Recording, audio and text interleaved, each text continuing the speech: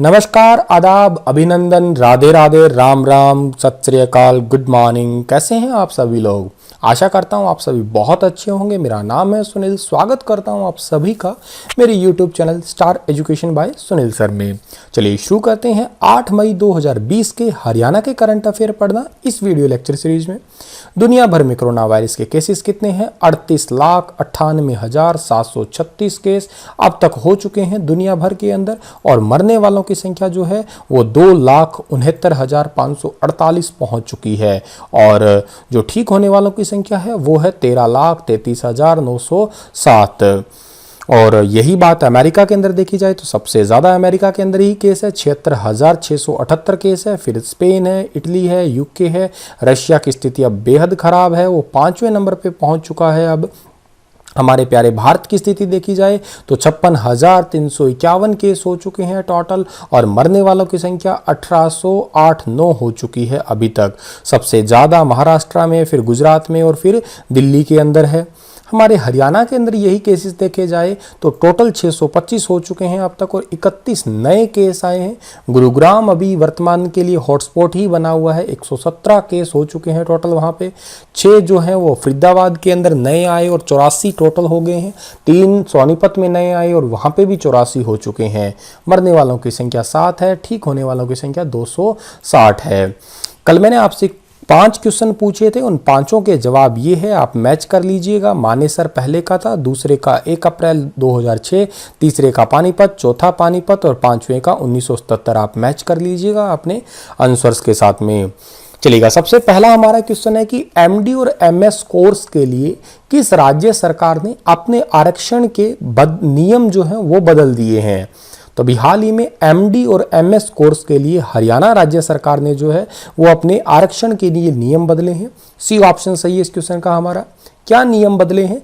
General के लिए पहले 156 में से केवल 31 सीटें थी, लेकिन अब उसे बढ़ा के जो है वो 84 कर दिया गया है, 84 कर दिया गया है।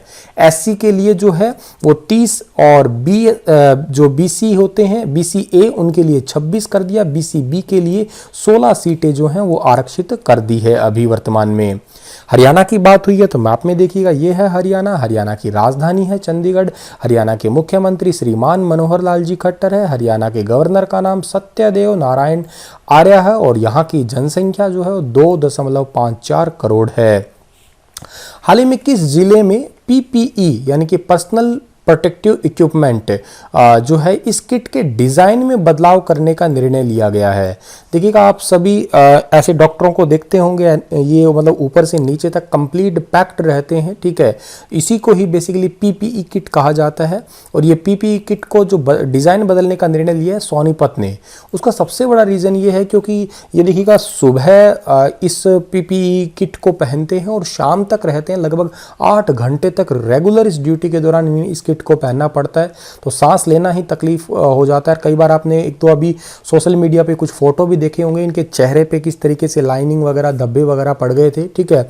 तो इसी वजह से जो है इसका थोड़ा डिज़ाइन जो है वो कंफर्टेबल बनाने का जो है वो सोचा गया है, चेंज करने के लिए।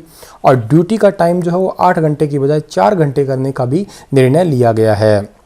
ये सोनीपत के जो भगत फूल सिंह गवर्नमेंट कॉलेज है उसके अंदर ये निर्णय लिया गया है डिज़ाइन बदलने का, और इसकी स्थापना जो है वो अगस्त 2006 के अंदर हुई थी।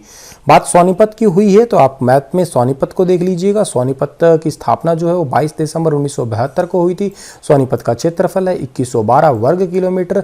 सोनीपत में विधानसभा क्षेत्रों में सोनीपत, खरखोदा, राई, गन्नौर, बड़ौदा, गोहाना का नाम आता है।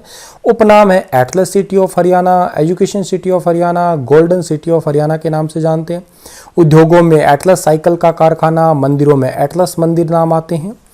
अगला हमारा सवाल है कि हाल ही में हरियाणा सरकार ने कितने गरीब परिवारों को राशन बांटने का निर्णय लिया है? तो अभी हाल ही में जो हरियाणा सरकार है उन्होंने 1.38 लाख गरीब परिवारों को जो है वो राशन बांटने का निर्णय लिया है, एक डिस्ट्रेस राशन टोकन के तहत। मैंने थोड़े दिन पहले पढ़ाया था, ठीक है। और कोई भी व्यक्ति अपना आधार कार्ड और ये टोकन दिखा के जो है वो राशन ले सकता है, लेकिन ये गरीब परिवार में थोड़ा सा क्या है कि है कौन कौन वो, एक तो बीपीएल जैसे बिलो पॉवर्टी लाइन, एक एएवाई अंत्योदय अन्ना योजना के तहत, और एक ओपीएच अदर पॉवर्टी हाउस होल्डर्स, ठीक है। ये जो गरीब परिवार कहलाएंगे या जरूरतमंद है। और के अलावा कुछ हरे राशन कार्ड वाले भी इसके अंदर शामिल है। हरे राशन कार्ड यानी कि जो APL है, अबो पॉवर्टी लाइन है, अगर उनके पास भी टोकन है तो भी उनको भी राशन दिया जाएगा। हाल ही में हरियाणा रेड क्रॉस सोसाइटी जो है उसको किस अभियान का जिम्मा सौंपा गया है? तो हरियाणा रेड क्रॉस सोसाइटी को जो है जागरूकता अभियान का जो है वो जिम्मा सौंपा गया है। बी ऑप्शन सही है इस क्वेश्चन का हमारा। अब ये जागरूकता अभियान को जो है रेड क्रॉस सोसाइटी का जिम्मा सौंपा किसके लिए?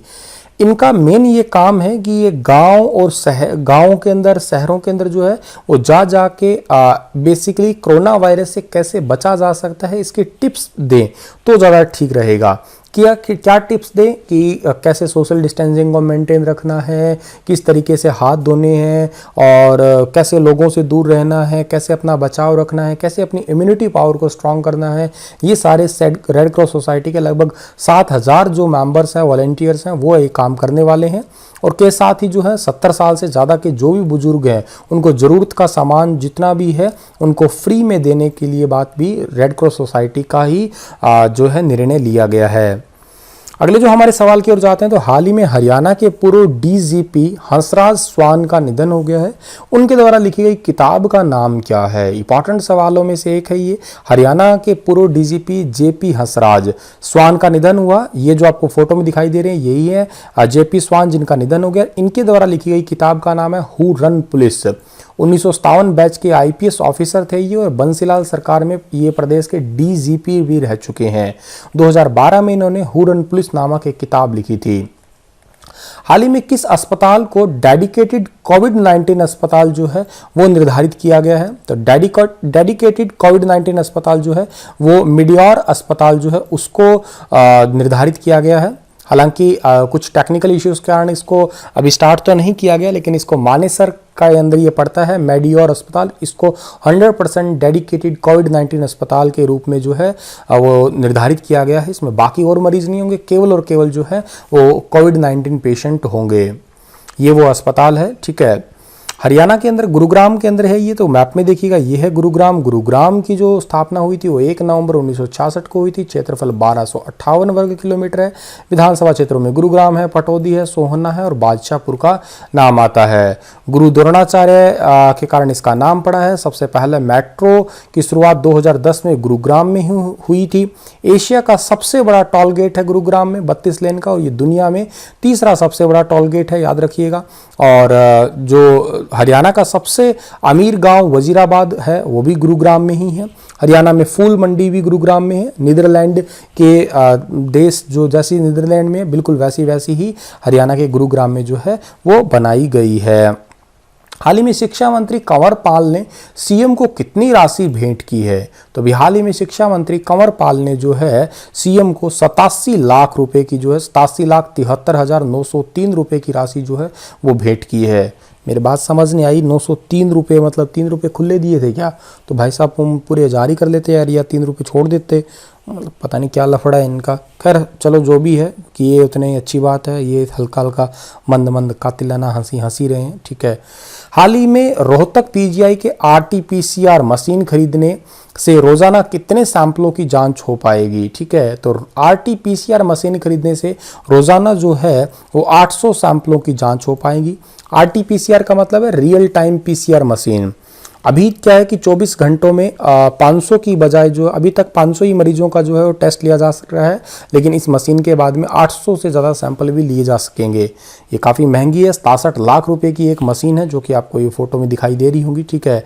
और इसको इंस्टॉल करने में लगभग 2 दिनों का टाइम लग सकता है। एक और मशीन खरीदी जा सकती है इससे एक छोटा, इससे लगभग जो है इसे हाफ या कम टाइम, जैसे मान लेते हैं इसमें 500 है और 700 के आसपास जो है वो सैंपल ले सकें, वो लगभग 33 लाख रुपए की एक मशीन और भी खरीदी जाएगी।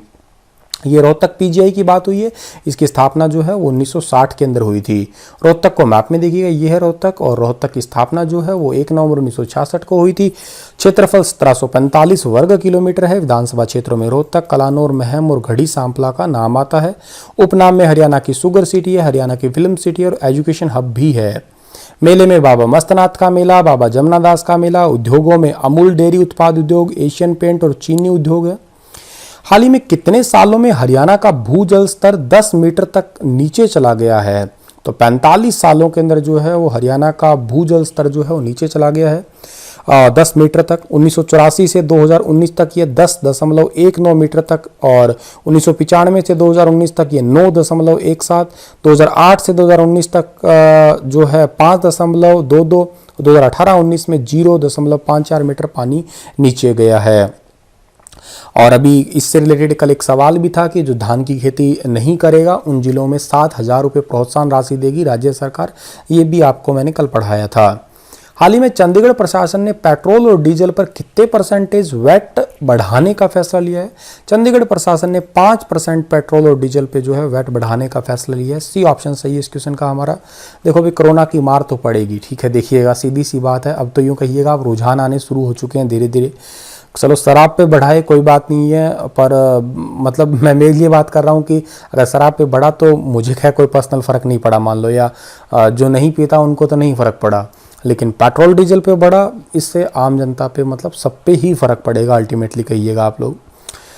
चलिएगा, आप लोगों के लिए 5 सवाल है, आप इनका डिटेल से जवाब दीजिएगा। हरियाणवी भाषा में लिखा गया प्रथम उपन्यास कौन सा है? ये 4 ऑप्शन है, बताइएगा। दूसरा सवाल है सोनू निगम हरियाणा से किस जिले से आते हैं? ये 4 ऑप्शन है, ये भी बताइएगा। सतनामी संप्रदाय के प्रवर्तक कौन थे?